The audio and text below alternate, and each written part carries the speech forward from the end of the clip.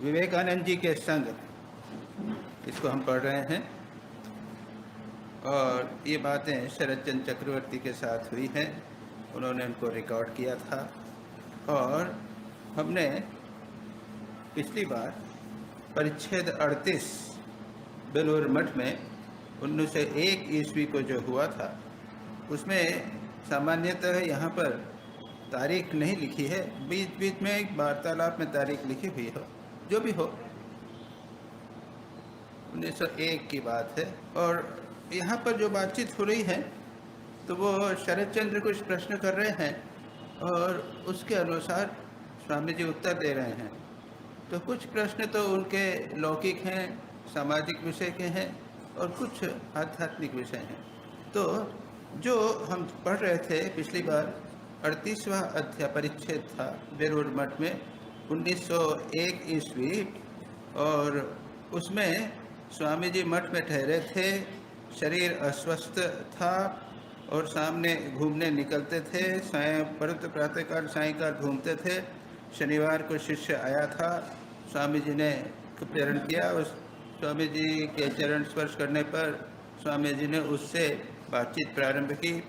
स्वामी जी कहने लगे कि शरीर जो है उसकी स्थिति तो ये देख रहे हो और तुम लोग अगर हाथ नहीं बढ़ाओगे तो मैं अकेला कैसे कर सकूँगा। ये सब बात हुई है। शिष्य कहते हैं स्वामी जी ये ब्रह्मचारी त्यागी पुरुष आपके साथ में हैं इत्यादि बात हो रही थी। और इसके पहले संभवतः एक बार मैंने कहा भी था, ये शरद चंद्र चक्रवर्ती के बारे में कुछ जानकारी आप लोगों को मालूम होगी। ये स्वामी जी के गृहस्थ शिष्य थे, विवाह हुआ था और ये पोस्टमास्टर रहे थे। सारे जीवन एक गवर्नमेंट सर्विस में सरकारी उसमें थे, पोस्टमास्टर रहे थे और उसके बाद में रिटायर होने के बाद में एक दो स्थानों पर उन्होंने स्टडी सर्कल जैसे चलाए थे, छोटे छोटे आश्रम चलाए थे। ये बात है और इसके अतिरिक्त अधिक जानकारी हमको नहीं मिलती। स्वामी जी तो बार बार प्रोत्साहित करते हैं सबको जाए। स्वामी जी को पढ़ने पर प्रोत्साहन के सिवा और कुछ मिलता नहीं है। अगर आप कोई पढ़ो एक बार तो ऐसा प्रोत्साहन मिलता है कि बस। मैं नहीं जानता है कि आप लोगों का क्या हाल है, लेकिन हम तो जानते हैं। मैंने बताया भी होगा कि हम जवान थे, स्टूडेंट थे मेडिकल कॉलेज में और रोज़ स्वामी विवेकानंद का कंप्लीट वर्क्स पढ़ते थे। पढ़ते पढ़ते पढ़ते पढ़ते पढ़ते मानो जैसे आग, शरीर में शक्ति और आग इत्यादि हो जाता था। और उसी प्रेरणा से हम रामकृष्ण मिशन में ज्वाइन कर लिए। वचनामृत श्री राम स्वामी सत्स्वरूपानंद जी माँ शारदा के शिष्य, उन्होंने इंदौर में आश्रम शुरू किया था। उनके पास हम स्वामी विवेकानंद के साहित्य में जो प्रश्न उठते थे उनके प्रश्नों के उत्तर के लिए जाते थे और वो उत्तर तो देते थे। फिर वो बस पूछते थे वचनामृत पढ़ा कि नहीं पढ़ा हमने, तो पढ़ो ना। कुछ दिन बाद पढ़ गया, स्वामी जी अच्छा नहीं था। वचनामृत बोलते अच्छा नहीं। और आप जानते हैं अन्य संतों ने, अन्य लोगों ने स्वामी वचनामृत पढ़ा और पढ़ते ही वो उसमें डूब गए थे। लेकिन हम बस स्वामी जी स्वामी जी स्वामी जी तो जो हो। और उसके बाद रामकृष्ण मिशन की ये धारणा भी है कि स्वामी विवेकानंद को अगर समझना है तो आपको स्वामी विवेकानंद को अच्छी तरह पढ़ना होगा। मैंने आपको बताया भी था। प्रेमानंद जी जैसा व्यक्ति पहले स्वामी विवेकानंद से दूर रहते थे। बाप रे, ये तो कर्म कर्म कर्म करते हैं और वो वचनामृत के भाव वाले हैं ठाकुर के पास, तो हमेशा दूर रहते थे। और स्वामी जी बोलते थे बाबूराम दा आपको तुमको ये करना है, बाबूराम दा तुम्हारा ये मठ को तुमको देखना पड़ेगा, बाबूराम दा ये करना पड़ेगा, ये करना पड़ेगा। और बेचारे घबराते थे, स्वामी जी से दूर रहते थे। स्वामी जी के शरीर जाने के बाद में उन्होंने विवेकानंद साहित्य पढ़ने से देखें तो क्या है। जब पढ़ा उन्होंने, मैंने कहा अरे मैं तो स्वामी जी को समझा ही नहीं। मैं तो समझ रहा था कि ठाकुर जो बोलते हैं और स्वामी जी बोलते हैं उसमें अंतर है। इसमें कोई अंतर नहीं। स्वामी जी बोलते हैं वो ठीक स्वामी जी की ठाकुर की बात बोलते हैं। मैंने समझा नहीं। उसके बाद से मैंने कहा भी था, पहले भी कहा होगा, उसके बाद से वो स्वामी जी कब कहते मैं स्वामी जी का चेला हूँ, ऐसा वो। जो भी हो, ये एक बात ध्यान मन में रखिएगा कि स्वामी विवेकानंद का साहित्य आपको पढ़े समझ में आवे ना आवे, रुचिकर लगे या न लगे, आप इसको एक बार अवश्य पढ़ना। हमारा तो स्वामी जी को 2 बार कंप्लीट वर्क्स पढ़ना हो गया। क्या वचनामृत तो आप प्रतिदिन ही पढ़ते हैं, ये बात है, लेकिन उसको पढ़ने पर श्री रामकृष्ण का भाव, जो पॉजिटिव एस्पेक्ट है, जो सकारात्मक पक्ष है, वो अच्छी तरह समझ में आएगा। उसमें जो तेजस्वी पक्ष है वो समझ में आएगा। और जो लोग, जो एक भक्त लोग हैं, क्या कर सकते हैं क्या नहीं कर सकते हैं भगवान, वो भाव नहीं। एक नया प्रकार की भक्ति, नया प्रकार का आध्यात्मिक भाव स्वामी जी और ठाकुर ने हमको दिया। तो हम ये सब पढ़ रहे हैं। आज का जो भाग पोर्शन है वो हमने जो पढ़ा था उसके आगे में पढ़ता हूँ।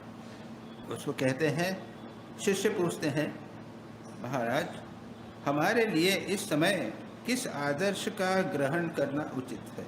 कौन सा आदर्श हमारे लिए चाहिए? और हम देखेंगे, स्वामी जी जब कहेंगे तब समझ में आएगा कि स्वामी जी क्यों कह रहे हैं। भारत में उस समय अज्ञान, दारिद्र्य, दुर्बलता, हताशा का भाव, सब, शरीर में ताकत नहीं, मन में ताकत नहीं। ये आप स्वामी जी के लेटर्स अगर पढ़ें तो उसमें मिलेगा।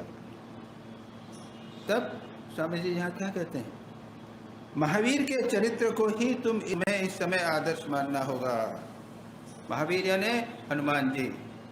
देखो ना, वे राम की आज्ञा से समुद्र लांघ कर चले गए। जीवन मृत्यु की फिर परवाह कहाँ है। महाजितेंद्रिय, महाबुद्धिमान, दास्य भाव के उस महान आदर्श से तुम्हें अपना जीवन गठित करना होगा। वैसा करने पर दूसरे भावों का विकास स्वयं हो जाएगा। ये स्वामी जी बार बार कहते हैं। और हनुमान जी का हम तो देखते हैं, उस महान दास्य भाव का भाव है, लेकिन यहाँ पर क्लियरली बोल रहे हैं महाजितेंद्रिय। कोई उनको अप्सरा टस्परा कोई कुछ नहीं, कोई उनको प्रलोभित नहीं कर सकता था। मंदोदरी ने क्या किया था, करे जानवर है, बंदर है, तो फल दिया था। तो वर्णन ऐसा भी है ना, महावीर जी हनुमान जी जवाब देते हुए देखते हैं, अरे तुम क्या मेरे को फल कर प्रोत्साहित करोगे हैं? वो तो मेरे को तो परम फल भगवान का मिला है, उससे तुम्हारा फल जो है वो किसी काम का नहीं है। कोई जितेंद्रिय, महान बुद्धिमान, रावण जैसे व्यक्ति के सामने बुद्धि से उसको परास्त किया। और महान बुद्धि हमने, ये जगत मिथ्या है, राम सत्य है, ये जो बुद्धि है, ज्ञान है, वो पूरा बुद्धिमान है। लौकिक जीवन में बुद्धि और आध्यात्मिक जीवन में भुक्ति। इसीलिए जहाँ कहीं भी जाते हैं तो चुप रहते हैं, लेकिन जब बोलते हैं तो जो कुछ बोला वो बिल्कुल ठीक होता था। रावण के दरबार में जहाँ कहीं भी वो बोले हैं, उसके सामने रावण के लोग कुछ नहीं बोल सके थे। और उसके बाद में तो वो रावण गुस्सा होकर उसके बाद में उनको दंड देने लगा। ये बात दूसरी बात। दास्य भाव के उस महान आदर्श से तुम्हें अपना जीवन गठित करना होगा। और स्वामी जी यहाँ पर कहते हैं कि महावीर का भाव क्या है, दास्य भाव। ये 5 भाव हम जानते हैं, क्या है ना, जानते हैं ना। दास्य भाव है शांत भाव, दास्य भाव, वात्सल्य भाव, मधुर भाव और सख्य भाव। ये 5 बात हैं, शांत, दास्य, सख्य, मधुर और वात्सल्य। तो जो संत लोग होते थे, जो विरक्त वैराग्यवान है, वो भगवान को भजन शांत भाव से करते हैं। माताएं जो हैं वो वात्सल्य से करती हैं, मधुर भाव से भी करती हैं। मधुर भाव से तो भक्त लोग, पुरुष भक्त हैं, वो भी अपने को एक नारी समझकर, भगवान को स्वामी समझकर उनकी पत्नी समझते हैं। ऐसे भी भाव हैं, वृंदावन के भाव हम इसे सब देख पाते हैं। और उसके बाद में दास्य भाव तो प्रसिद्ध है, वात्सल्य भाव भी है। वात्सल्य भाव तो है कृष्ण को बालक समझना इत्यादि सब हैं। तो यहाँ स्वामी जी बोल रहे हैं दास्य भाव। और सच पूछा, एक प्रकार से कह लीजिए कि आज के युग के लिए स्वामी जी हमें दास्य भाव बता रहे हैं। ठाकुर हमारे इष्ट, हम उनके दास। क्या दिक्कत है उसमें? कोई दिक्कत नहीं। और शिष्य तो है लेकिन दास्य भाव। तो स्वामी जी यहाँ कहते हैं कि उस महान दास्य भाव के उस महान आदर्श से तुम्हें अपना जीवन गठित करना होगा। वैसा करने पर दूसरे भावों का विकास स्वयं हो जाएगा। ये बात एक इतनी महत्वपूर्ण बात है। ये केवल दास्य भाव के लिए नहीं है, आध्यात्मिक जीवन में का ये सिद्धांत है, प्रिंसिपल है। ठीक ठीक एकाग्र मन से और एकाग्र हृदय से, प्रेम से अगर भगवान के साथ किसी भी एक भाव के साथ आप अटैचमेंट करेंगे, भक्ति करेंगे, तो दूसरे भावों का विकास अपने आप हो जाएगा। एक हृदय का डेवलपमेंट जिसे कहते हैं ना, इमोशनल डेवलपमेंट, हृदय का भावनात्मक विकास, ये भक्ति के द्वारा बड़ी आसानी से होता है।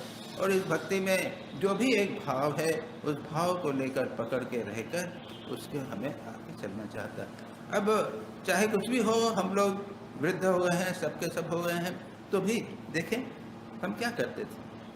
हम लोग तो सामान्यतः थोड़ा सा भगवान का नाम कर लिया और थोड़ा सा ठाकुर के प्रति कुछ भाव होता है, लेकिन इसको गहरा करने का प्रयत्न कीजिए। ठाकुर है तो हम ठाकुर के दास, तो ठाकुर के संतान है, जो भी लीजिए और उस भाव को बढ़ाने का प्रयत्न कीजिए। जो भी आपका इष्ट है उसके प्रति दास्य भाव उसको करने का प्रयत्न करती विनम्रता आएगी, सरलता आएगी, हमें लगेगा, एक भाव आएगा कि हम भगवान के दास हैं।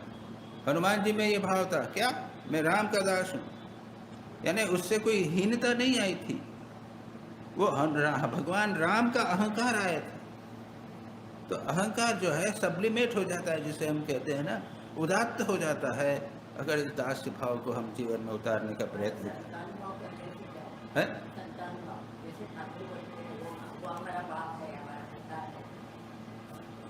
वो संतान भाव भी तो ठीक है।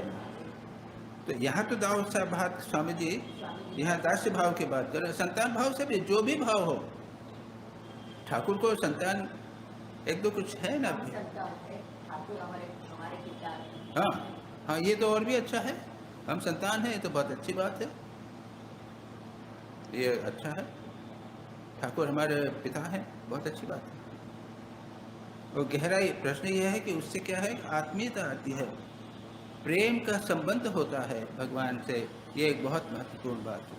ये भक्ति का शास्त्र का यही है, प्रेम के घनिष्ठ संबंध होने से अब उनके हमारे जीवन में कुछ सद्गुण आवे या ना आवे, लेकिन भगवान से आसक्ति हो जाती है, भगवान से प्रेम हो जाता है। यह एक बहुत बड़ा उपलब्धि है भक्ति शास्त्र। भक्ति शास्त्र में वैसे वर्णन थोड़ी पढ़ते हैं कि ये गुण आए हैं, ये गुण आए हैं, वो कर नहीं, बस प्रेम। अब यहाँ स्वामी जी दास्य भाव की बात कर रहे हैं, हनुमान जी की बात कर रहे हैं। दुविधा छोड़कर गुरु की आज्ञा का पालन और ब्रह्मचर्य की रक्षा, यही है सफलता का रहस्य।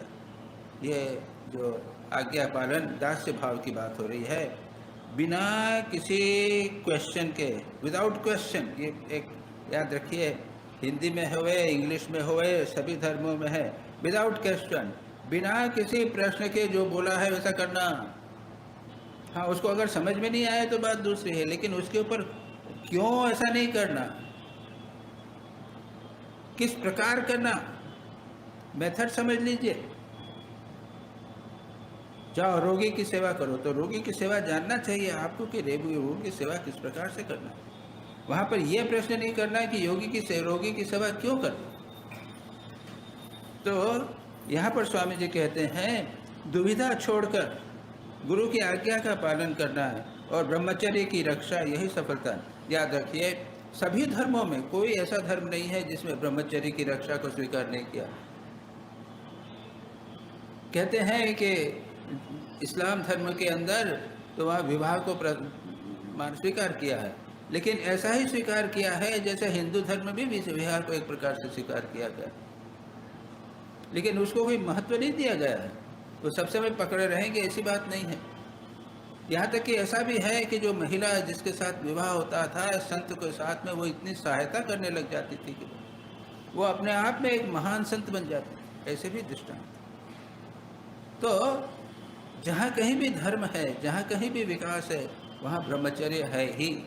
बाहरी दृष्टि से भले ही वहाँ पर गृहस्थाश्रम हो लेकिन आंतरिक साधक जो है वो पक्का ब्रह्मचारी होता है। इसके अनेक दृष्टांत आपको सूफी संत चरित में मिल जाते हैं। नान्यः पंथः, स्वामी जी कहते हैं इसके अलावा कोई उपाय नहीं है, अवलंबन करने योग्य दूसरा पथ नहीं है। एक और हनुमान जी जैसे सेवा भाव और दूसरी ओर इसी प्रकार त्रैलोक्यों को भयभीत करने वाला सिंह जैसा विक्रम। ये महावीर जी में, हनुमान जी में कैसी अद्भुत एक अद्भुत समन्वय, महान शक्ति, महान कर्मठता और विनम्रता। यानी लंका को बर्बाद कर दिया, जला दिया, और बाद में आए तो राम जी के पास ऐसे बैठे हुए हैं, लग रहा है कि इससे दुर्बल और कोई नहीं होगा, इससे कमजोर कोई नहीं होगा, ऐसे चुपचाप बैठे हुए हैं, जबकि वो सबसे बड़े हीरो हैं।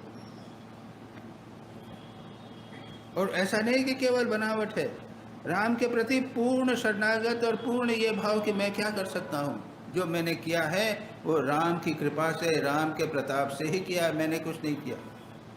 तो ये ऐसा आदर्श, महावीर जी का आदर्श जो है, कितना महान आदर्श, ये स्वामी जी यहाँ पर बार बार कह रहे हैं।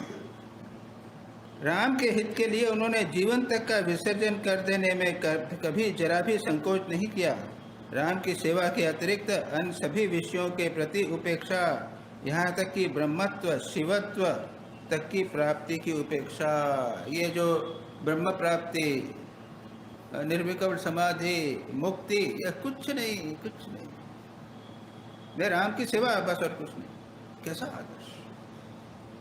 हम लोग क्या करते हैं, वो निर्विकल्प समाधि है या मोक्ष को एक लक्ष्य बना लिया है और हम चल कर रहे हैं, मोक्ष के प्रति जा रहे हैं, ये कर रहे हैं, और अलग उपाय है कर्मयोग से, ज्ञान योग से, राजयोग से, किसी एक भाव विशेष से। लेकिन हमारा उद्देश्य क्या है, वो मोक्ष हो जाना चाहिए, निर्विकल्प समाधि हो जाना चाहिए, डूब जाना चाहिए इत्यादि। यहाँ कुछ भगवान राम की सेवा और कुछ नहीं, कोई दूसरा आदर्श नहीं, कोई अपने व्यक्तिगत रूप से कोई आध्यात्मिक उपलब्धि का प्रश्न नहीं। कैसा आदर्श, कैसा आदर्श! राम की सेवा के अतिरिक्त अन्य सभी विषयों के प्रति उपेक्षा, यहाँ तक कि ब्रह्मत्व, शिवत्व तक की प्राप्ति की उपेक्षा। केवल रघुनाथ के उपदेश का पालन ही जीवन का एकमात्र व्रत रहा। राम जी जैसा कहेंगे वैसा, राम जी मुझे कहें कि जब छोड़ो तुम ध्यान जब करो, भगवान का साक्षात्कार करो, ठीक है, आपने बोलते हैं तो करता हूँ। आपने बुलाया, नहीं नहीं अभी चलो थोड़ा काम करना, चलो, कहीं दुविधा नहीं, कहीं द्वंद्व नहीं। अरे ये करूँगा या वो करूँगा, मोक्ष की प्राप्ति करूँगा या जगत कल्याण करूँगा, ये नहीं। स्वामी जी ने किसी को समन्वय करने का प्रयत्न किया, आत्मनो मोक्षार्थम जगत हिताय च, समन्वय करने का किया। लेकिन आत्मा की मुक्ति एक और जगत का हित, ये दोनों भी तो अलग अलग लक्ष्य हो सकते हैं ना। स्वामी जी ने एक प्रकार से द्वंद्व को दूर करने का प्रयत्न, यहाँ पर एक प्रकार का है, मैं राम का दास हूँ, राम जैसा कहेंगे, जैसा आदेश होगा, राम का जैसा कार्य होगा वो मैं करूँ, उसी प्रकार एक निष्ठ होना चाहिए। स्वामी जी यहाँ पर आ गए, जैसी एक निष्ठा उनकी है वो करना चाहिए। फिर और थोड़ा सा विषयांतर होता है, थोड़ा जिसे कहते हैं ना, थोड़ा अन्य जो विषय हैं, अन्य जो बातें हैं, उनकी थोड़ी वो उपेक्षा या कहते हैं उनकी थोड़ी सी टीका करते हैं। खोल करताल बजाकर उछल कूद मचाने से देश पतन के गर्त में जा रहा है। एक तो पेट रोग के मरीजों का दल है उस पर, और इतनी उछल कूद भला कैसे सहन होगी। ये है बंगाल, खास करके बंगाल में इंडाइजेशन, पेट का पता नहीं बाबा, मैं भी रहा तो 2 साल जा रहा तो कुछ न कुछ होता ही रहा, पेट हमेशा खराब रहा। तब वो पानी के कारण हो या ह्यूमिडिटी के कारण हो, यानी नमी के कारण हो, इस प्रकार से। और आप ये भी देखेंगे कि कभी कभी जब अभी गर्मी के दिन हो, अभी अगर बादल आ जाएंगे तो आप देखेंगे कि थोड़ा पेट थोड़ा नरम हो जाता है। अब बिल्कुल बादल खिल गए, बिल्कुल धूप पक्की निकली, तो देखेंगे अच्छा लगता है, शरीर अच्छा लगेगा, वो तो तेज लगेगा, वो जो बीमारी का भाव कम हो जाएगा, अच्छा काम करने की इच्छा होगी, ये सब। तो ये एक प्रकृति का प्रभाव है जहाँ पर भी ह्यूमिडिटी होती है, जहाँ पर भी नमी होती है, वहाँ पर शरीर थोड़ा सा दुर्बल या अक्षम हो जाता है। तो स्वामी जी यहाँ कहते हैं कि पेट के मरीज फिर उस पर इतनी उछल कूद भला कैसे होगी। और फिर बंगाली लोग एक तो भावुक हैं, तो थोड़ा कीर्तन वर्तन ज़्यादा होता है। अब ये आप लोग बंगाली हैं, क्षमा करिएगा, लेकिन स्वामी जी स्वयं लिख रहे हैं उसके बारे में। काम गंध विहीन उच्च साधना का अनुकरण करने जाकर देश घोर तमोगुण से भर गया है। काम गंध विहीन उच्च साधना से देश देश में, गांव-गांव में जहां भी जाएंगे देखेगा खोल करताल बज रहे हैं। धुंधवी नगाड़े क्या देश में तैयार नहीं होते? तुरही भेरी क्या भारत में नहीं मिलती? वही सब गुरु गंभीर ध्वनि लोगों को सुना। बचपन से जनाने बाजे सुनकर, कीर्तन सुनकर देश स्त्रियों का देश बन गया है। इससे अधिक और क्या अधपतन होगा? कवि कल्पना भी इस चित्र को चित्रित करने से में हार मान गई है। इतने कटु स्वामी जी इसकी निंदा कर रहे हैं। ये बंगाल में जो कीर्तन इत्यादि का भाव है इत्यादि, पौरुषत्व जगाने के लिए, वो भी एक भाव है, लेकिन कुछ लोगों के लिए है। और चैतन्य महाप्रभु के लिए रहा होगा। चैतन्य महाप्रभु सारे बहुत प्रबल एक उच्चतम कोटि के संत थे। वो उन्होंने कीर्तन किया, लेकिन उनको मानकर दूसरे लोग अगर कीर्तन करेंगे तो उनका पतन हो जाएगा। वो कीर्तन के अधिकारी नहीं, उच्चतम सात्विक भाव में रहकर व्यक्ति कीर्तन करता है। चैतन्य महाप्रभु कीर्तन करते करते समाधिस्थ हो जाते हैं। कोई कर सकते हैं क्या? तो देश काल पात्र के अनुसार ये बात करनी चाहिए। स्वामी जी इसीलिए इसकी वो कर रहे हैं। और उधर पंजाब में जब स्वामी जी गए थे तब क्या हुआ था? स्वामी जी ने देखा था कि ये लोग बड़े पक्के हैं, कट्टर हैं, भाव नहीं है उसमें, और बिल्कुल रूखे जैसे हो गए हैं मन में। ये कीर्तन वीर्तन नहीं, भजन कीर्तन थोड़ा सा है, लेकिन स्वामी जी ने कहा कि यहाँ पे हम कीर्तन, और कुछ उन्होंने किया भी था, तो यहाँ पर कीर्तन किया। तो देश काल पात्र के अनुसार ये सारी व्यवस्था होनी चाहिए। डमरू श्रृंग बजाना होगा, नगाड़े से में ब्रह्म रुद्र ताल का दुंदुभी नाद करना होगा। महावीर की ध्वनि तथा हर हर बम बम शब्द से दिगंत कंपित करना होगा। जिन सब गीत वाद्यों से मनुष्य के हृदय में कोमल भाव उत्पन्न होते हैं, उन सबको थोड़े दिन के लिए बंद रखना होगा। ख्याल टप्पा बंद करके ध्रुपद का गाना सुनाना होगा। अब ये भाई टेक्निकल बात है, ध्रुपद में क्या होता है और ख्याल टप्पा में क्या होता है, ये मैं आप लोगों को बता नहीं पड़ूंगा। जो ध्रुपद है वो जरा ताल लय से स्ट्रिक्ट है, और उसमें कह नहीं सकते हो क्या होता है, उसको मैं अब नहीं समझा सकता, मैं खुद जानता नहीं हूँ। नहीं, वो टेक्निकली क्या होता है ना, वो टेक्निकल में ये जैसे ये है तो ये एक ताल है, तो एक दो तक आधे, वहाँ उसमें चौथा, और चौताल जो है वो 16 का है, वो धीरे धीरे चलता है। और उसके बाद में और भी उसके अंदर कुछ और 2-4 ताल जो है वो और भी कठिन ताल, और उसको लगाए रखने से जो संगीत है वो अलग प्रबल हो जाता है, वो और दृढ़ हो जाता है, उसमें जो एक जोश ज़्यादा है, जोश आ जाता है। सभी विषयों में वीरता की कठोर महाप्राणता लानी होगी। इस प्रकार आदर्श का अनुसरण करने पर ही इस जीव का तथा देश का कल्याण होगा। यदि तू अकेला उस भाव से अपने जीवन को तैयार कर सका तो तुझे देखकर हजारों लोग वैसा करना सीखेंगे। परंतु देखना, आदर्श से कभी एक पग भी न हटना, कभी साहस न छोड़ना। खाते सोते पहनते गाते भोग में रोग में सदैव तीव्र उत्साह एवं साहस का परिचय देना होगा, तभी तो महाशक्ति की कृपा होगी। ये फंडामेंटल है स्वामी विवेकानंद का। जो भी हम साधना करेंगे उसमें ये भाव होना चाहिए, वीरता रहेगी, दृढ़ता रहेगी, और साहस बना रहेगा, और उत्साह इत्यादि बना रहेगा। अभी शिष्य देखिए क्या करता है। महाराज, कभी कभी न जाने कैसा साहस शून्य बन जाता। इतना सुनने के बाद में साहस शून्य, पता नहीं कितना गहरा उसमें भाव, जो रेगुलर सामान्य बंगालियों का भाव, बुरा मत मानिएगा, लेकिन जो उस समय के होगा वो भाव है। स्वामी जी कहते हैं उस समय ऐसा सोचा कर, मैं किसकी संतान हूँ। उनका आश्रय लेकर भी मेरी दुर्बलता और साहसहीनता, मैं किसकी संतान, मैं श्री राम कृष्ण की संतान हूँ, स्वामी विवेकानंद का शिष्य हूँ। उसके बाद भी मुझ में इस प्रकार के भाव आता है, ये असंभव है, ऐसा नहीं होना चाहिए। अपने आप को धिक्कारो और उठ जाओ। मैं तो जानता हूँ ना, जैसा मैंने कहा, स्वामी विवेकानंद को पढ़ के कई लोग बदल गए हैं।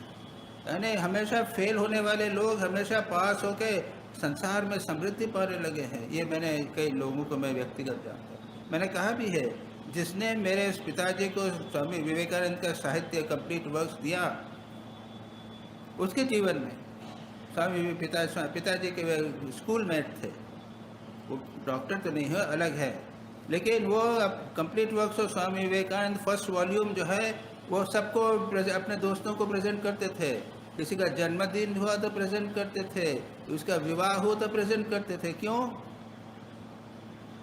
उनको मिला था, कैसे मिला था पता है ना मैंने कि नहीं मालूम? वो एक बार सड़क पर जा रहे थे, किसी ने एक किताब फेंकी उनके सामने, वो समझा कि कोई अश्लील पुस्तक होगी और छोड़ के जाने लगे। अंदर से जिस बूढ़े ने फेंकी थी उसका ले जा इस किताब को पढ़ के मेरा लड़का साधु बनना चाहता है। किताब उठाई, कौन सी किताब थी? Complete works of Swami Vivekananda first volume, Vivekananda साहित्य प्रथम अध्याय, अंग्रेजी। कर्मयोग, ज्ञान योग, कर्मयोग, राजयोग और भी जो लेक्चर हैं, पातंजलि योग सूत्र। तो वो उसको ले गए और लेकर जो पढ़ने लगे तो छूटे नहीं, पूरी किताब पढ़ डाली, फिर पढ़ डाली। उस किताब को एक दिन नहीं छोड़ा, कितनी बार पढ़ डाला, और परिणाम क्या हुआ? जीवन में सफलता आ गई। ऑर्डिनरी क्लार्क थे, वो मैनेजर बन गए, शुगर मिल्स के मैनेजर बन गए। और तब उन्होंने ये वॉल्यूम सबको एक एक प्रेजेंट करना, जैसे मैंने कहा है। ये मेरे पिताजी के पास आया, मैंने पढ़ा और मेरा भी यही हुआ ना, एक बार पढ़ा तो मैं छोड़ नहीं सका। और क्लास में मैं फेल हो गया था फर्स्ट ईयर में, सेकेंड ईयर में फर्स्ट आ गया क्लास में, कभी फर्स्ट, कभी सेकंड, कभी फर्स्ट, कभी सेकंड। ये स्वामी जी का प्रभाव।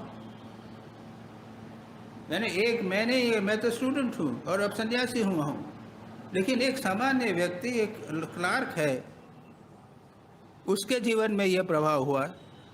आप स्वयं पढ़ के देख लीजिए, आप देखेंगे कि जीवन पूर्ण रूप से परिवर्तित हो जाता है। और जब मैं फिर सुपर स्पेशलिटी के लिए, यानी एमडी के बाद में पेट के रोग के लिए एम्स में गया था। हमारे BN टंडन करके हमारे बॉस थे, तो उसको पद्म भूषण बाद में मिला। तो उनके साथ में एक बार हमको 7 दिन का हमारा कैंप हुआ था गांव में। एक दिल्ली के पास एक गांव में कैंप हुआ था। उद्देश्य था कि हम लोग सारे पेशेंट्स के पेट की परीक्षा करेंगे, जितने भी 400-500 लोग जो गांव के हैं सबको देखेंगे, एग्जामिन करेंगे, स्टूल एग्जामिनेशन करेंगे, हिस्ट्री लेंगे, सब नोट्स करेंगे, सब करेंगे। गए, पूरी टीम गई, डाक बंगलों में ठहरे, खाने का टाइम, खाने के बाद में जब बैठे तो ये BN Tandon complete works of Swami Vivekananda 7वां वॉल्यूम निकाल कर पढ़ने लगे। मैंने कहा सर आप पढ़ते हैं? मैं तो रोज पढ़ता हूँ। मैं ये 7 वॉल्यूम पढ़े और उसके फिर पढ़ूंगा। अब देखिए, ये मैंने 2 दृष्टांत दिए, ऐसे कितने दृष्टांत मिल जाएंगे। स्वामी विवेकानंद का कितना प्रभाव भारत पर पड़ा है हम समझ नहीं सकते। यहाँ पे तो थोड़ी सी बात लग रही है, या तेजस्विता की तो बात हो रही है। स्वामी जी कह रहे हैं स्वामी जी को पढ़ने से तेजस्विता आती है। अरे तेजस्विता के बिना क्या आप ध्यान भी कर सकते हैं? तमोगुण से क्या ध्यान होता है? रजोगुण होना चाहिए। वो उपनिषद में भी तो है ना, वो रजोगुण आता है, वो क्या है वो, हम चैंटिंग करते हैं अपने उसको, ये अभी कठोपनिषद में तो चल रहा है वो, उसमें वो पहले ही रजोगुण की बात आती है। बिना रजोगुण के, तेजस्विता के बिना कुछ काम नहीं होता। पर इस प्रकार आदर्श का अनुसरण करने पर ही इस समय जीव तथा देश का कल्याण होगा। यदि तू अकेला उस भाव से अपने जीवन को तैयार कर सका तो तुझे देखकर हजारों लोग वैसा करना सीख जाएंगे। परंतु देखना, आदर्श से कभी एक पग भी न हटना, कभी साहस न छोड़ना। खाते सोते पहनते गाते भोग में रोग में सदैव तीव्र उत्साह एवं साहस का परिचय देना होगा, तभी तो महान शक्ति की कृपा हो। और स्वामी विवेकानंद को पढ़ के याद रखिए, ये राष्ट्रीय स्वाधीनता संग्राम जो है उसके स्वामी जी जो है वो एक बहुत महत्वपूर्ण विरोधक है। ये लोग जब उनको सब सूली पर चढ़ा देते तो स्वामी विवेकानंद की पुस्तक उनके साथ में रहती थी। और इसलिए हाँ, और इसलिए तो अंग्रेज सरकार तो थी, वो रामकृष्ण मिशन के ऊपर तीव्र दृष्टि रखी रहती थी कि ये लोग जो हैं ये राष्ट्रीयता को प्रेरणा प्रदान कर रहे हैं। तो क्या करें, तो था ही स्वामी विवेकानंद का प्रभाव था ही, जो समस्त राष्ट्रीय, और कितने लोग थे मुझे पढ़ते देखते हैं सबके सब, यानी जितने स्वाधीनता संग्रामी थे देश के लिए मरने के लिए कंप्लीट, वो विवेकानंद की साहित्य की पुस्तकें उनके पास। महाराज कभी कभी ऐसा जाने कैसा साहस शून्य हो जाता हूँ। ये बात होगी क्या, फिर से आई। स्वामी जी कहते हैं यदि साहस शून्य लगे तो बोलना मैं किसकी संतान हूँ। उनका आश्रय लेकर भी मेरी ऐसी दुर्बलता साहसहीनता कैसे होगी। उस दुर्बल और साहसहीनता के मस्तक पर लात मार, मैं वीर्यवान हूँ, मैं मेधावान हूँ, मैं ब्रह्मविद हूँ, मैं प्रज्ञावान हूँ, कहता कहता उठ खड़ा हो जा। मैं अमुक अमुक का शिष्य हूँ, काम कांचन को जीतने वाले श्री राम कृष्ण के साथी का साथी हूँ।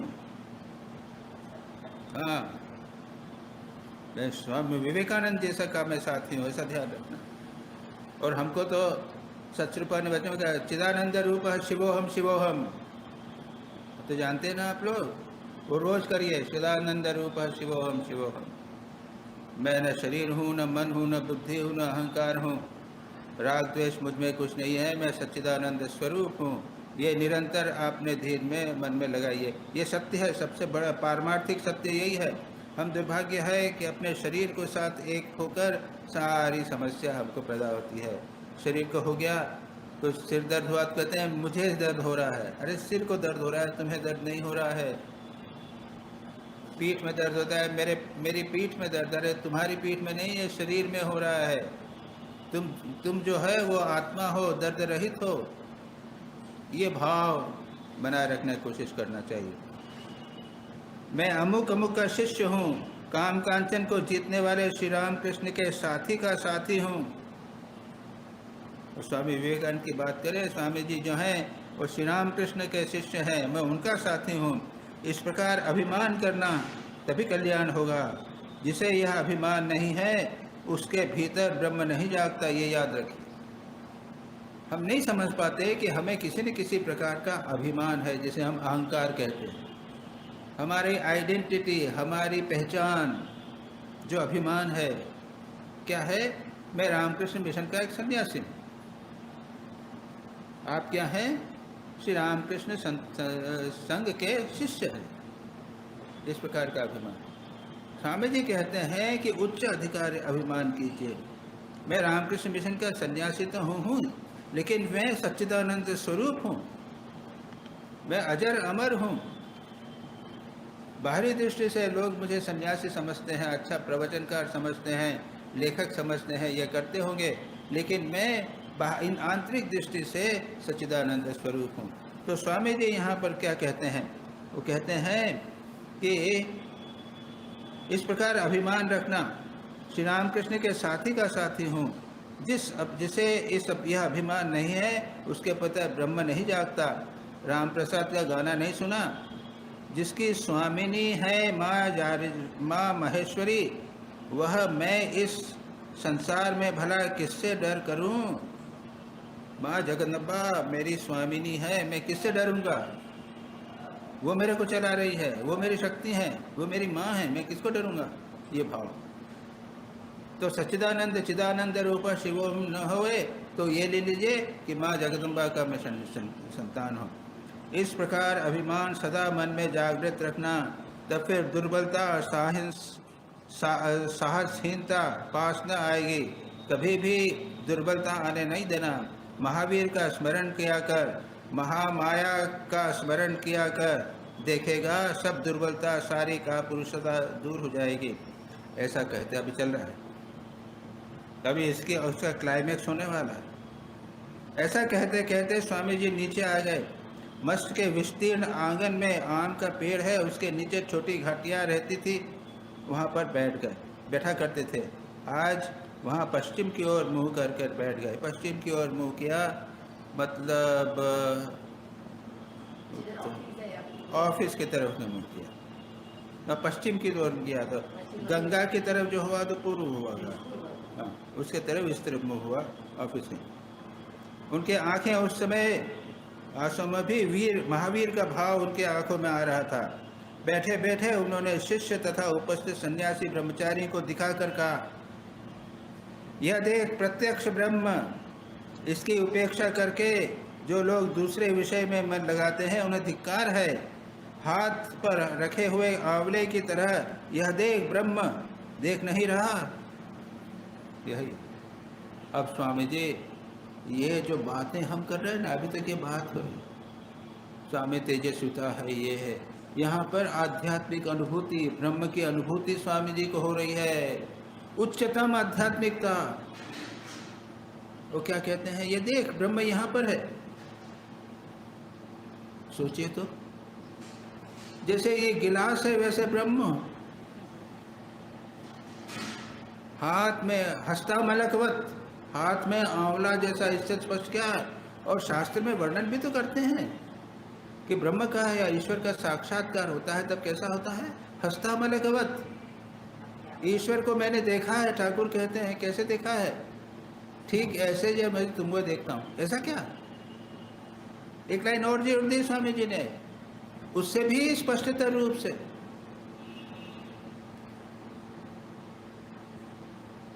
आप, मैं और आप एक दूसरे को देखते हैं उससे स्पष्टतर रूप से। यहाँ पे मेरे दृष्टा दृश्य का अंतर है।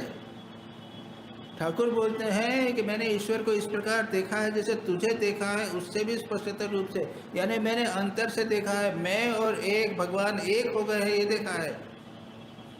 तो यहाँ पर जो स्वामी जी ये कहते हैं कि हस्तामलक ब्रह्म है, इसमें कोई दुविधा नहीं होनी चाहिए। जो अनुभूति संपन्न व्यक्ति हैं वे यह भी अनुभव कर सकते हैं कि भगवान मेरे सामने है, इतने स्पष्ट है जैसे मेरे हाथ में आंवला है, या फिर उससे भी स्पष्ट रूप से कि वो मेरे भीतर है। अब ये तो इस ऐसी चीज है जिसे शब्दों के द्वारा अनुभूति के बिना समझाया नहीं जा सकता।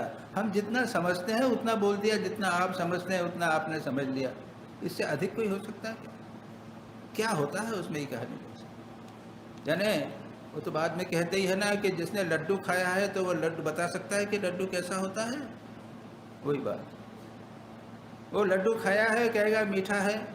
उसी प्रकार मैंने भगवान का साक्षात्कार किया है, बड़ा आनंद है, वो ऐसा देखता है जैसे मैं सामने देख रहा हूँ, ऐसा बोल सकता है। लेकिन उसको अनुभव को वर्णन किया जा सकता है।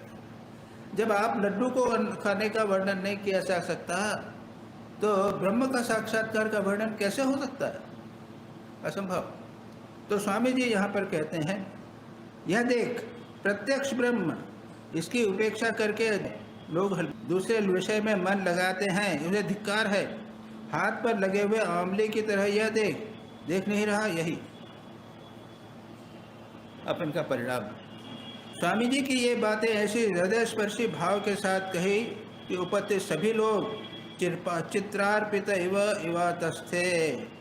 उन्होंने ऐसा कहा कि सब लोग जो है वो स्तंभित हो गए, चित्र की तरह हो गए, हिलना डुलना सब बंद। उनके मन पर ऐसा प्रभाव किया कि मन जो है वो पूर्ण स्थिर हो गया स्वामी जी के इतने पावरफुल विचारों से। याद रखिए, स्वामी जी तो ब्रह्म के पुरुष थे, सामान्य व्यक्ति तो थे नहीं, अवतारी पुरुष थे, ब्रह्म ज्ञान में प्रतिष्ठित थे। वो कह रहे हैं, और किनको कह रहे हैं? सन्यासियों को कह रहे हैं, और एक भाव में कह रहे हैं।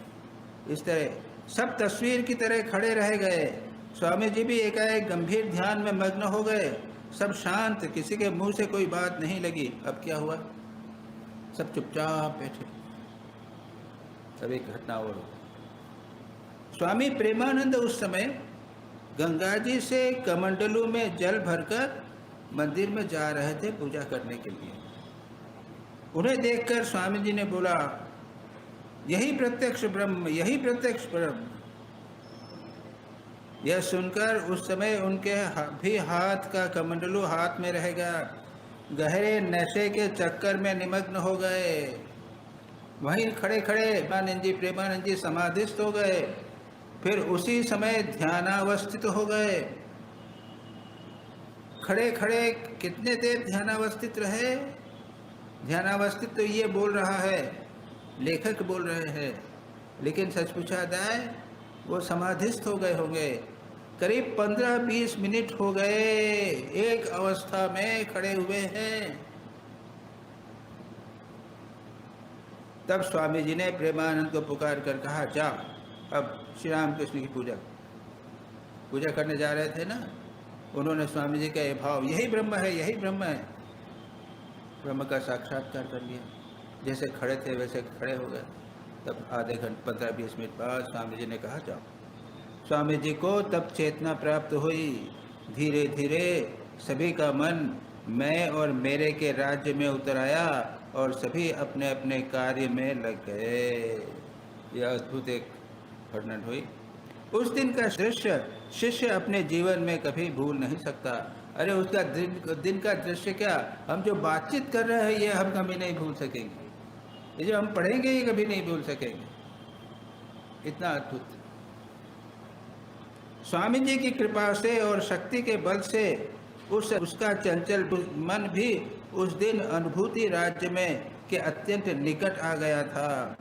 इस घटना के साक्षी के रूप में बेलूर मठ के सन्यासी गण अभी भी मौजूद हैं। उस समय और भी एक प्रेमानंद जी के अतिरिक्त और भी सीनियर शिष्य वहाँ रहे होंगे। और सचमुच एक ऐसी अद्भुत स्थिति है, वो अवस्था है, ऐसी घटना है कि वो सामान्य रूप से नहीं हो सकती। शिष्य का भी मन जो है, चंचल मन, अनुभूति के राज्य के निकट चला गया था। स्वामी जी की उस अपूर्व दिन की वह अपूर्व क्षमता देखकर उपस्थित सभी लोग विस्मित हो गए थे। क्षण भर में उन्होंने सभी के मनों को समाधि के अतल जल में डुबो दिया था। ये तो छोटी सी बात, और ये समाधि की बात ये है स्वामी विवेकानंद बेलूर मठ में। और बेलूर मठ का वातावरण सन्यासियों के बीच, साधकों के बीच में तो स्वामी जी हो। लेकिन देखिए तो स्वामी विवेकानंद सारे भारत में भ्रमण करके कितने लेक्चर दिए थे, और वो आध्यात्मिक विषय नहीं, भारत जागरण के लिए दिए थे। और उसमें सब में ये प्रभाव स्वामी जी का, जहाँ कहीं भी बोलते थे सभी लोग मंत्रमुग्ध हो जाते थे, भूल जाते थे। वो भूल ही जाते थे कि वो क्या बोल रहे हैं, क्या है, कहाँ पर हैं, क्या नहीं है। वो एक भाव उनके मन में पूरा बन जाता था। आसपास सारा 1000 आदमी अपने को भूल जाते थे, एक हो जाते, स्वामी विवेकानंद के भाव से एक हो जाते। तो ये स्वामी जी जो है अवतारी पुरुष थे। ये बड़े उच्च आध्यात्मिक स्तर से बोला करते थे। उस शुभ दिन का स्मरण कर शिष्य अभी भी भावाविष्ट हो जाता है, और ऐसा लगता है पूज्यपाद आचार्य की कृपा से उसे भी एक दिन ब्रह्म भाव की प्रत्यक्ष करने का सौभाग्य प्राप्त हुआ था। यानी उसको ब्रह्म भाव प्राप्त हुआ था, ऐसा भाव उसको हुआ। थोड़ी देर बाद शिष्य के साथ स्वामी जी टहलने लगे। जाते जाते शिष्य से बोले, देखा आज कैसा हुआ? सभी को ध्यानस्थ होना पड़ा। वे सब श्री राम कृष्ण के संतान हैं ना, इसीलिए कहने के साथ ही उन्हें अनुभूति हो गई। अधिकांश लोग साठ ठाकुर के संतान थे और सन्यासी थे, इसलिए वो बोलते ही, थोड़ा सा बोलते ही उनको अनुभूति हो गई। शिष्य कहता है, महाराज मेरे जैसे व्यक्ति का मन भी उस समय निर्विषय बन गया था तो सन्यासीगण की बात क्या कहना। आनंद से मानो मेरा हृदय फटा जा रहा था, परंतु अब वह बिल्कुल भी स्मरण नहीं है, मानो सब स्वप्नवत हो गया। स्वामी जी कहते हैं समय पर सब हो जाएगा, इस समय काम कर। इस महामोहग्रस्त जीवों के कल्याण के लिए किसी न किसी काम में लग जा, पर फिर तू देखेगा वह सब अपने आप हो जाएगा। जहाँ जिस स्तर पर हो वहाँ से कार्य करो। तुमको अभी हमने दिया, एक अनुभूति करा दी, एक एक्सपीरियंस करा दिया, एक अनुभव हुआ है, लेकिन तुम अब उसको धारण नहीं कर सकते क्योंकि अब उस स्तर पर नहीं है। तुम जगत कल्याण करो, मैं जो बोल रहा हूँ वो करो। और कहा है स्वामी जी ने, सब आप अपने आप हो जाएगा। हम जिस स्तर पर हैं उस स्तर पर करें, और याद रखिए उसके ऊपर का स्तर भी है, उस पर हम पहुँचेंगे। कभी सोचते हैं ठाकुर जो आए थे तो ठाकुर ने तो कितना किया, सबको डायरेक्ट समाधि करवा दी, और यही तो उसका संदेश है स्वामी जी ठाकुर का। स्वामी जी ने क्या किया? स्वामी जी ने देखा कि अरे ये लोग तो कर नहीं पाएंगे, उसको ग्रहण नहीं कर पाएंगे, स्वीकार नहीं कर पाएंगे, और उसकी विपरीत परिस्थिति होगी। इसलिए उन्होंने कहा कर्म करो, निष्काम भाव से कर्म करो, सेवा करो, चित्त शुद्धि करो। उसके बाद में आप धीरे धीरे उस समाधि के स्तर पर उठ सकोगे। शिष्य, महाराज उतने उतने कर्मों में प्रवेश करते भय होता है, उतना सामर्थ्य भी नहीं है। शास्त्र में भी है गहना कर्मणो गति। अच्छा है कि हमारे लिए शिष्य जो है अच्छे अच्छे प्रश्न कर रहा है, हमारे मन के प्रश्न हैं, हमारी परिस्थिति के प्रश्न हैं। वो कहता है महाराज आप कर्म करने की बात करते हैं ना, आपने कहा कि तुम समाधि में तो डूब नहीं सकोगे, कर्म में लगो, लेकिन कर्म करने में डर लगता है, सामर्थ्य भी नहीं है। कितने लोग कर्म कर सकते हैं? थोड़ा बहुत करेंगे, प्लान करना पड़ेगा, एक कमेटी बनानी पड़ेगी, एसोसिएशन बनेगा, रामकृष्ण मिशन बना, तुमको एक कार्य दिया गया, तुमको एक गांव में करने को कार्य दिया, इत्यादि इत्यादि सारे समस्याएं हैं। तो कहता है कि ये कठिन होगा। और शास्त्र में भी कहा है गहना कर्मणो गति ही, कर्म की गति अत्यंत गहन है, कॉम्प्लिकेटेड है। स्वामी जी कॉन्ट्रडिक्ट नहीं करते। अच्छा तुझे क्या अच्छा लगता है वो? और ये बात हम सब जानते हैं, गुरु शिष्य के सामर्थ्य और शिष्य की स्थिति के अनुसार बात करते हैं। शिष्य कहते हैं आप जैसे सर्व शास्त्रों के ज्ञाता के साथ निवास तथा तत्व विचार करूँगा, श्रवण मनन निधिध्यासन के द्वारा इसी शरीर में ब्रह्म तत्व का प्रत्यक्ष करूँगा। ये जो सामान्यतः एक शिष्य, अद्वैत वेदांत का शिष्य जो होता है वो जैसा करता है, गुरु के पास जाता है और गुरु से वो त्वम शोधन तत्पद शोधन, मैं कौन हो, तुम कौन हो, जगत क्या है और ब्रह्म क्या है, उनका क्या संबंध है, ये जो विचार है उसको वो प्राप्त करता है। इसको कहते हैं श्रवण। उसके ऊपर मनन करता है, उसके बाद में निधिध्यासन, बार बार चिंतन करके एक निर्णय पर पहुंचता है कि यह जगत मिथ्या है, ब्रह्म सत्य है, मैं और ब्रह्म एक हैं। ये निधि ऐसे एक दिन विचार करने से तो हो गया और दूसरे दिन बाहर निकलते वैसे वैसे, ऐसा नहीं। विचार कर करके निधिध्यासन के द्वारा यह बात जब पूरी तरह दृढ़ हो जाती है तब उसको निधिध्यासन कहते हैं, और यही अंत में समाधि को ले जाती है। तो यही कहता है कि शरीर के मधिध्यासन द्वारा इसी शरीर में ब्रह्म तत्व का प्रत्यक्ष करूँगा। ये है टेक्निकल, यानी सामान्यतः जो अद्वैत वेदांत की प्रक्रिया है उसके अनुसार शिष्य बात करता है।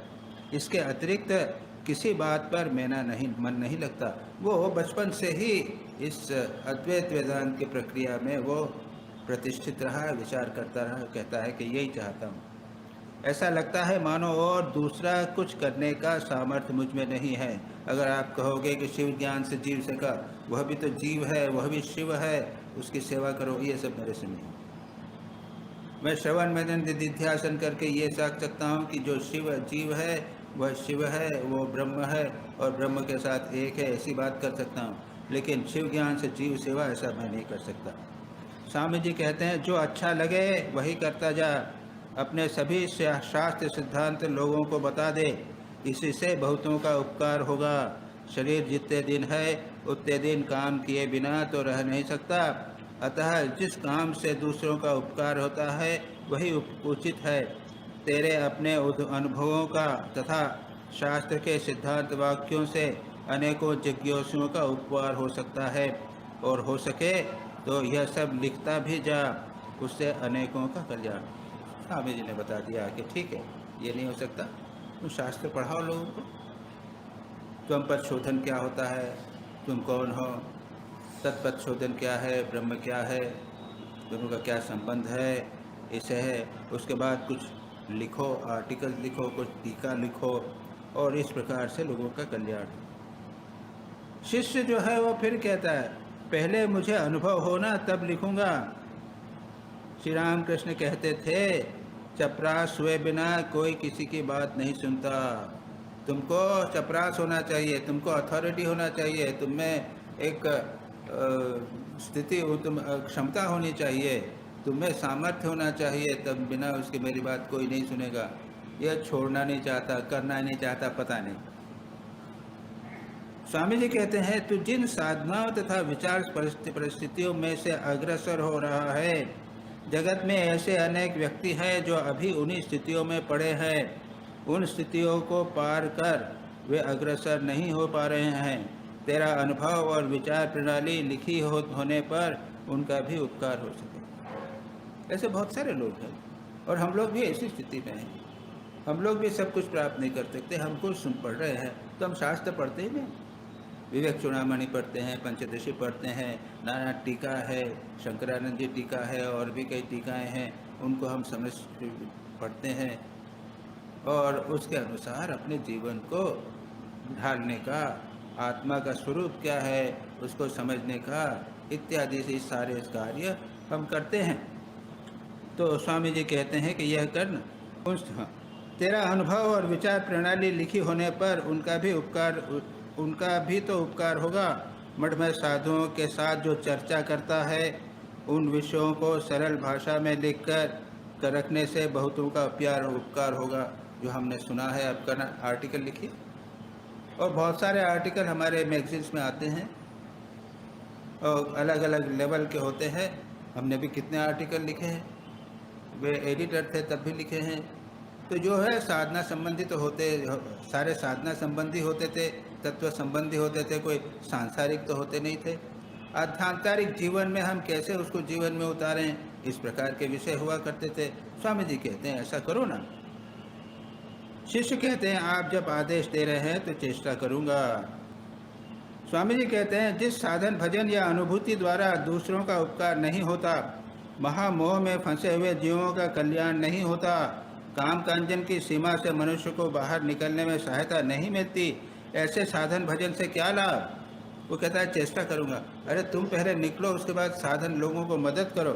क्या तू समझता है कि एक भी जीव के बंधन के में रहते तेरी मुक्ति होगी? ये स्वामी जी बहुत ऊंची बात है। जब तक एक भी जीव मुक्त नहीं होता तब तक तेरी मुक्ति नहीं होगी। ये एक बहुत उच्च आध्यात्मिक लेवल है, और ये बात कई स्थानों पर स्वामी जी के उपदेशों में आती है। स्वामी जी कहते हैं कि तुम सोचो कि मैं मुक्त हो जाऊंगा, निर्बल समाधि, संसार के सभी प्राणी जब तक मुक्त नहीं होंगे तब तक नहीं होंगे। ये एक स्वामी जी का एक महान सिद्धांत है। जितने दिन, जितने जन्म तक उसका उद्धार नहीं होगा एक व्यक्ति का, तब उतनी बार तुझे जन्म लेना पड़ेगा। उसकी सहायता करने तथा उसे ब्रह्म का अनुभव कराने के लिए प्रत्येक जीव को तेरा ही अंग है। इसीलिए दूसरों के लिए कर्म कर, अपने स्त्री पुत्रों को अपना जानकर जिस प्रकार तू उसे के सभी के मंगल कामना करता है, उसी प्रकार प्रत्येक जीव के प्रति तेरा आकर्षण होना चाहिए। तब समझूंगा कि तेरे भीतर ब्रह्म जागृत होता है, उससे एक मिनट भी पहले नहीं। बाप रे, स्वामी जी एक अच्छी प्रैक्टिकल बात कह रहे हैं। यानी जो वेदांत की बात बराबर करते हैं, सभी ब्रह्म इतना क्या कहते हैं कि जिस प्रकार अपने स्त्री पुत्रों को अपना जानकर जिस प्रकार उनके साथ उनके सभी प्रकार के मंगल की कामना करता है, उसी प्रकार प्रत्येक जीव के प्रति जब तेरा वैसा आकर्षण हो जाएगा। बहुत बड़ी बात कही है।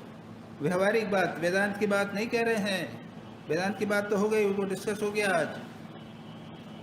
प्रत्येक जीव जो है वो मेरा भाई बहन स्त्री पुत्र जैसा संबंधी है, उस प्रकार जैसा है।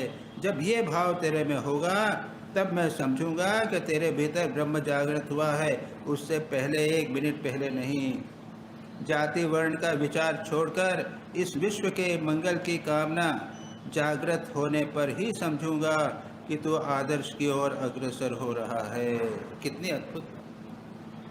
सारे विश्व के मंगल कामना, जाति वर्ण को छोड़कर सारे विश्व की मंगल की कामना मन में अगर उत्पन्न होती है तो समझना कि तुम आदर्श के अग्रसर हो रहे हो। तो स्वामी जी ने इस शिष्य के माध्यम से हम सभी को बहुत ही महत्वपूर्ण बात बताई है।